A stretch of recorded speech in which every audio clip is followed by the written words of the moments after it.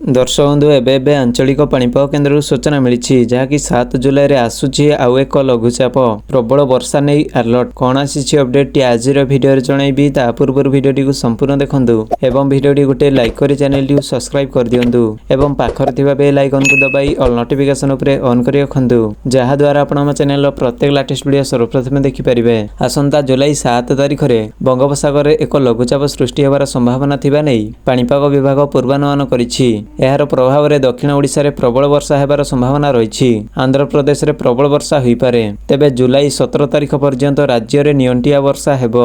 आसंता सप्ताह रे राज्यर अधिकांश स्थान रे मोट वर्षा 50 रु 60 मिमी रहिबो। जुलाई प्रथमार्ध रे राज्य रे वर्षा परिमाण 25% नियंटिया रहिबो बोली पाणीपाग विभाग पूर्वानुमान करिछि। झारसुगुड़ा सम्बलपुर बरगड़ और देवगढ़ रे 80 मिमी रु अधिक वर्षा होई पारे। जुलाई 4 अर्थात आज मध्यम परिमाणर वर्षा हेबो। 6 तारिख जाए विक्षिप्त भावे स्वल्प परिमाणर वर्षा होई पारे। 10 रु 17 तारिख मध्य उत्तर उपकूल रे मोट 50 रु 60 मिमी वर्षा हेबार संभावना अछि। अन्य अंचल रे 70 रु 80 मिमी वर्षा होई पारे बोली पाणीपाग विभाग कहिछि।